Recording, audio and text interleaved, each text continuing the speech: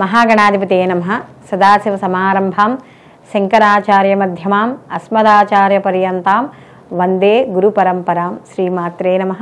आदित्याय च सोमाय मंगళాయ బుధాయ చ గురుశుక్ర శనిభ్యశ్చ రాహవే కేతవే నమః.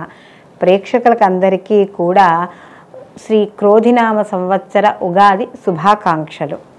మనం ఈ శ్రీ క్రోధినామ సంవత్సరంలో మనం ఈ ద్వాదశ రాసుల వారికి కూడా నవగ్రహ సంచారాలను అనుసరించి మనం ఈ శుభాశుభ ఫలితాలు చెప్పుకోవడం అనేది జరుగుతుంది. అయితే ఇక్కడ ఈ సంవత్సర ఫలితాలు తెలుసుకోబోయే ముందర అంటే వీళ్ళు ఈ ద్వాదశ రాసుల వాళ్ళు కూడా ఈ సంవత్సరం అంతా కూడా ఎటువంటి విషయాల్లో జాగ్రత్తగా ఉండాలి, ఎటువంటి విషయాలు చేపట్టాలి, వివాహ విషయాల్లో కానీ గృహప్రవేశము, సంతానము, ఉద్యోగము, విద్య, వ్యాపారము, ఆరోగ్యము, ఇలా అన్ని రకాల విషయాల మీద కూడా మనకి ఒక అవగాహన అనేది తెచ్చుకుందుకు మనం ఈ ఉగాది సంవత్సర పంచాంగ శ్రవణం అనేది మనం చెప్పుకోవడం అనేది జరుగుతుంది. అయితే ఇక్కడ ఈ యొక్క మన ఈ ద్వాదశ రాశుల ఫలితాలు తెలుసుకునేటప్పుడు ఇక్కడ అన్ని గ్రహాల గురించి మనం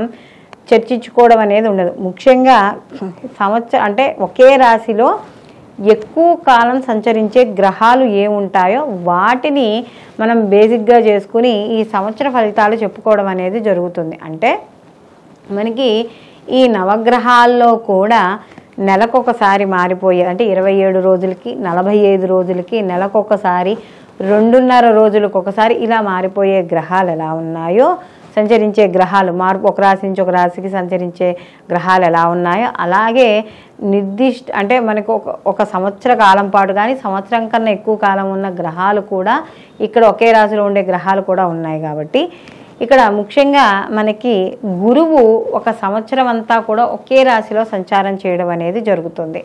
అలాగే శని భగవానుడు ఒకే రాశిలో 2.5 సంవత్సరాలు సంచారం చేస్తాడు. రాహుకేతువులు ఒకే రాశిలో 18 నెలలు సంచారం చేయడం అనేది జరుగుతుంది. కాబట్టి ఈ యొక్క ఉగాది ఫలితాలు అనేవి ముఖ్యంగా దేశ గోచారానికి సంబంధించినవి, అలాగే ఇటు దేశ గోచారంతో పాటుగా మన యొక్క జన్మ జాతకాలు అంటే గోచార రీత్యా మనం చెప్పుకునే ఫలితాలు. ఈ ఫలితాలు కూడా బేసిక్గా ఈ 4 గ్రహాల యొక్క సంచారాన్ని ముఖ్యంగా మనం పరిగణనలోకి తీసుకుని ఈ యొక్క ఫలితాలు చెప్పుకోవడం అనేది జరుగుతుంది. కాబట్టి మనం ఇప్పుడు ద్వాదశ రాశుల వారికి వీళ్ళకి శుభాశుభ ఫలితాలు ఏ విధంగా ఉంటాయి అనే విషయాన్ని తెలుసుకుందాం. కర్కాటక రాశి. కర్కాటక రాశిలోకి పునర్వసు 4వ పాదము, పుష్యమి 1, 2, 3, 4 పాదాలు, ఆశ్లేష 1, 2, 3, 4 పాదాలు కర్కాటక రాశిలోకి రావడం అనేది జరుగుతుంది. కర్కాటక రాశికి రాశాధిపతి వచ్చి చంద్రుడు.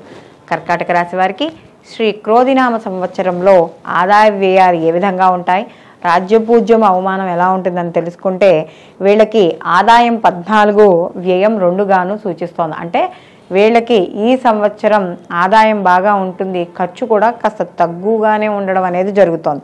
అలాగే రాజ్యపూజ్యం 6, అవమానం 6. అంటే ఎంతమంది మెచ్చుకుంటారో అంతమంది కూడా వీళ్ళని దూషించడం కానీ వీళ్ళ మాటలకు వ్యతిరేకించడం కానీ ఇలాంటివి జరుగుతూ ఉంటాయి.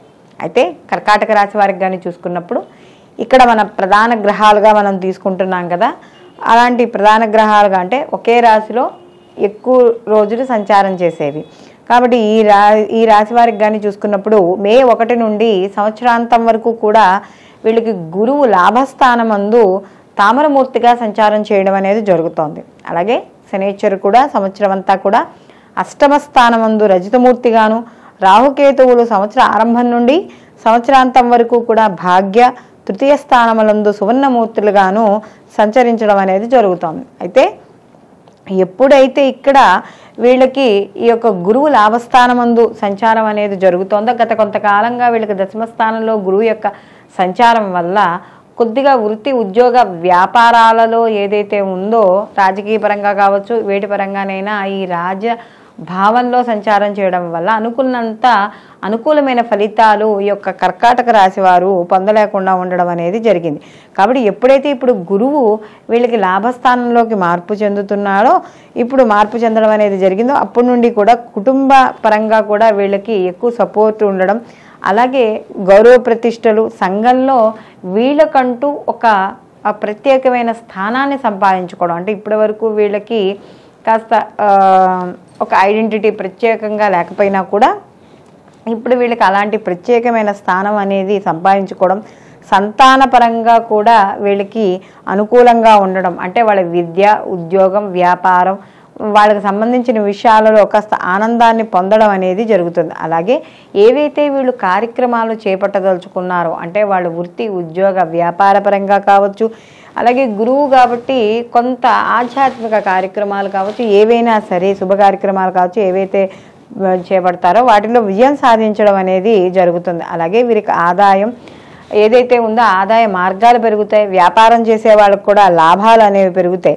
అయితే మే ఏదైతే ఉందో నెల ప్రారంభం నుండి ఇక్కడ ముఖ్యంగా చూసుకున్నప్పుడు వీళ్ళకి ఏదైతే ఈ యొక్క గురువు మార్పు అనేది వీళ్ళకి జరుగుతోందో ఆ గురువు మార్పు వల్ల కాస్త కొంచెం అనుకూలంగా ఉండడం అనేది కూడా వీళ్ళకి జరుగుతోంది అన్నమాట. అయితే లాభస్థానం ముందు గురువు ఎక్కువగా వీళ్ళకి సుఖ సౌఖ్యాలను ఇవ్వడం అనేది జరుగుతుంది. అలాగే గడిచిన కాలం అంతా కూడా ఇందాక మనం చెప్పుకున్నట్టుగా కాస్త కష్టపడడం అనేది జరిగింది కాబట్టి ఇప్పుడు దానికి తగ్గట్టుగా గౌరవ సన్మానాలు పొందడం అనేది జరుగుతుంది.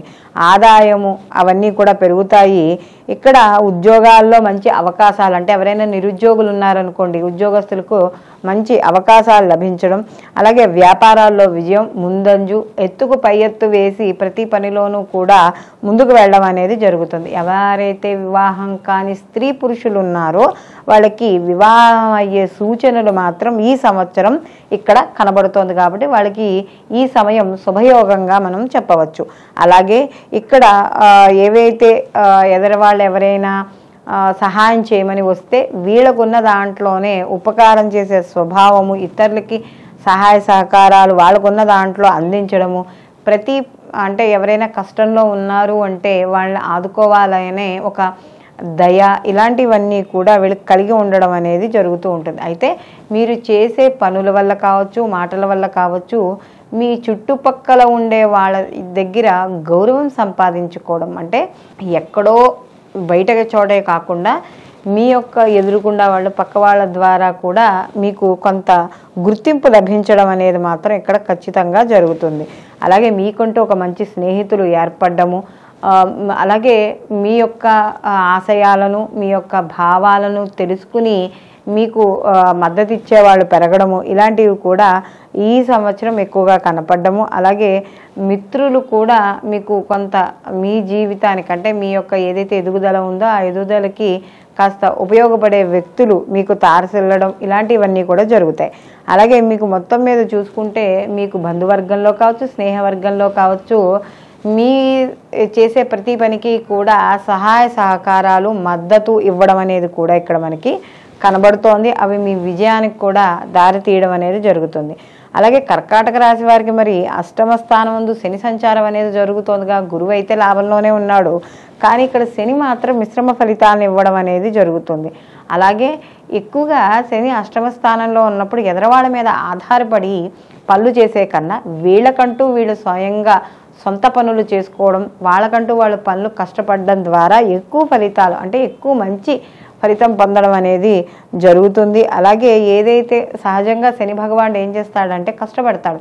ఎందుకు కష్టపడతాడు అంటే మీలో ఏదో తెలియని నైపుణ్యత ఏదైతే ఉందో, ఒక బద్ధకం వల్ల కావచ్చు, లేకపోతే ఒక ఏదైనా గుర్తించలేకపోవడం, ఇలాంటివి ఏవైతే ఉన్నాయో ఇవన్నీ కూడా మనలో ఉండే క్రియేటివిటీని, సృజనాత్మక శక్తిని బయటికి తీయడం అనేది ఇక్కడ జరుగుతుంది. కాబట్టి ఇక్కడ మీలో ఉన్న సృజనాత్మక శక్తిని బయటికి తీసి నలుగురు మీరు ఒక్కడిగా ఉండేటట్టుగాను, అందరినీ ఆకర్షించేటట్టుగాను పనులు చేయడం అనేది జరుగుతుంది. అలాగే రాజకీయ నాయకులు, న్యాయవాదులు ఎవరైతే ఉన్నారో వాళ్ళ ఆలోచనలు ఇవన్నీ కూడా అంటే వాటికి సంబంధించిన విషయాల్లో మీరు ఏదైనా రీసెర్చ్ చేస్తూ ఉంటే వాటికి సంబంధించిన విషయాల్లో మంచి గుర్తింపు లభించడము, అలాగే రాజకీయ నాయకులు పరంగా, ఎందుకంటే శని భగవానుడు రాజకీయానికి సంబంధించిన వాడు ఆయన కూడా. సో వాటికి సంబంధించిన విషయాల్లో కూడా మీరు చాలా లోతుగా ఆలోచించడం అనేది జరుగుతుంది. అలాగే ఇక్కడ ముఖ్యంగా ఎవరైతే ఈ రాజకీయ పరంగా ఉన్నారో వాళ్ళు చివరికి అంటే ఈ సంవత్సరాంతానికి మాత్రం వీటి పరంగా విజయాలను సాధించడం మాత్రం, మంచి గుర్తింపు లభించుకోవడం, మీకంటూ రాజకీయ పరంగా ఒక మంచి ముద్ర వేసుకోవడం, ఇలాంటివన్నీ కూడా జరుగుతాయి.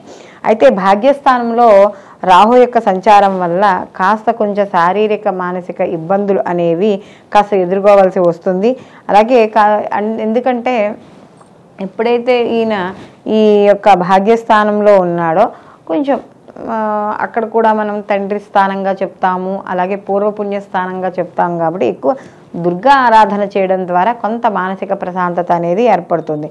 అలాగే ఇక్కడ ఎప్పుడూ కూడా కాస్త పని చేస్తూ ఉండడం, అంటే మనం ఏ రకంగా వెళితే ఏ పనులు అవుతాయి. ఎందుకంటే రాహు వ్యాప్తకారకుడు. మనం ఏదైతే పని చేస్తున్నామో లేకపోతే మనం చేస్తున్న దాన్ని వ్యాప్తి చేయడానికి మనం ఎక్కువగా ప్రయత్నించడం అనేది జరుగుతుంది అది. కాబట్టి అలాంటి రాహువు భాగ్యస్థానంలో ఉన్నాడు కాబట్టి మన పనిని, జీవన విధానానికి ఉపయోగపడేదాన్ని మనం వ్యాప్తి చేసుకుందుకు ఆలోచన అనేది ఎక్కువగా చేస్తూ ఉంటాం. అలాగే కుటుంబ సభ్యులు ఇతరులతోనూ కూడా చాలా ప్రేమగా మెలగడం, వాళ్ళు కూడా మీకు అనువుగా ఉండడం అనేది ఇక్కడ జరుగుతుంది. అలాగే పంచమ స్థానంలో కేతు ఉన్నాడు. పంచమ స్థానం అనేటప్పటికీ మనకి ఇక్కడ సంతాన స్థానంగా చెప్తాము కాబట్టి ఇక్కడ ఎక్కువగా తెలివితేటలు ఇవన్నీ కూడా ఉంటాయి. కాబట్టి అప్పుడప్పుడు కూడా కొంత సమాజపరంగా మిత్రుల ద్వారా ఎంత మంచి అయితే జరుగుతోందో కొంతమంది వల్ల చెడు ఆలోచనలు లేదా చెడు ప్రవర్తనకి కాస్త దారి తీసే విధంగా కూడా కొన్ని మాటలు కానీ కొంతమంది ప్రేరణలు కానీ ఉంటాయి. కాబట్టి అలాంటి విషయాల్లో కాస్త జాగ్రత్త వహించడం అనేది మంచిది. అలాగే ఎప్పుడూ కూడా మీరు భగవంతుడిని నమ్మారో ఆ భగవంతుని పట్ల విశ్వాసం కలిగి ఉండడం ద్వారా అనుకూలమైన ఫలితాలు పొందడం అనేది జరుగుతుంది. అలాగే ఏదైనా ఒక పని చేయాలనుకున్నప్పుడు అప్పుడప్పుడు కూడా కాస్త పెద్దల యొక్క అనుభవజ్ఞుల యొక్క సలహాలు తీసుకోవడం మంచిది. అలాగే సమాజపరంగా కూడా కీర్తి ప్రతిష్టలు, అంటే మీ యొక్క ఇంట్లో కుటుంబ సభ్యుల ద్వారా కావచ్చు, బంధువులు మిత్రుల ద్వారా కావచ్చు, కీర్తి గౌరవాలు అనేవి పెరుగుతాయి. అలాగే విద్యార్థులకు కూడా కాస్త అనుకూలంగా ఉంటుంది. ఎవరైతే ముఖ్యంగా స్నేహ వర్గంలో కానీ బంధువర్గంలో కానీ జ్ఞాతుల ద్వారా కానీ ఏవైతే ఉన్నాయో అవి ఆ సంబంధాలు ఇది వరకు ఉన్నదానికన్నా ఇప్పుడు కాస్త దృఢపడడం అనేది జరుగుతుంది. కాబట్టి మొత్తం మీద ఈ యొక్క రాశి వారికి కానీ చూసుకుంటే అన్ని విషయాలు అందు కాస్త ఈ సంవత్సరం శ్రీ క్రోధినామ సంవత్సరంలో గత సంవత్సరం కంటే కాస్త అనుకూలమైన ఫలితాలే ఎక్కువగా పొందడం అనేది జరుగుతోంది. కాబట్టి అప్పుడప్పుడు కాస్త ఎప్పటికప్పుడు మీరు లోపతాపాలను సరిచేసుకుంటూ ముందుకు వెళ్ళడం ద్వారా మరింత విజయం జీవితంలో సాధించడం అనేది జరుగుతుంది. వీళ్ళు మరిన్ని మంచి ఫలితాలు పొందడానికి వీళ్ళు ప్రతి నిత్యము కూడా హనుమాన్ చాలీస పారాయణ చేసుకోవడం, అలాగే మంగళవారాలు గుడికి వెళ్ళి, అంటే అక్కడ ఆంజనేయ స్వామి గుడికి వెళ్ళి ప్రదక్షిణాలు కానీ లేదా సింధూరం పూజ కానీ ఇలాంటివి చేసుకోవడం. ఇక్కడ అష్టమశని సంవత్సరం అంతా ఉంటుంది కాబట్టి ఇక్కడ ఎక్కువగా శివాభిషేకం కానీ శివ ధ్యానం కానీ శివునికి సంబంధించిన నామాలు చదువుకోవడం కానీ ఇలాంటివి ఏవి చేసినా కూడా మీకు అనుకూలమైన ఫలితాలు పొందుతాయి. అలాగే దీనితో పాటుగా శనివారాలు నియమాలు పాటించడం ద్వారా మరిన్ని మంచి ఫలితాలు పొందడం అనేది జరుగుతుంది. అయితే ఇప్పుడు మనం ఈ యొక్క శ్రీ క్రోధినామ సంవత్సరంలో ఏ రాశికి ఆ రాశి మనం గోచార ఫలితాలు, అంటే సంవత్సర గోచార ఫలితాలు మనం తెలుసుకోవడం అనేది జరిగింది. ఇందులో ఎవరు ఏ పనులు చేయొచ్చు చేయకూడదు, అలాగే ఎటువంటి నియమాలు పాటించాలి, అలాగే వీళ్ళు ఎటువంటి స్తోత్రాలు చదువుకుంటే శుభ ఫలితాలను వీళ్ళు పొందడం అనేది జరుగుతుంది. ఇవన్నీ కూడా మనం తెలుసుకోవడం అనేది జరిగింది.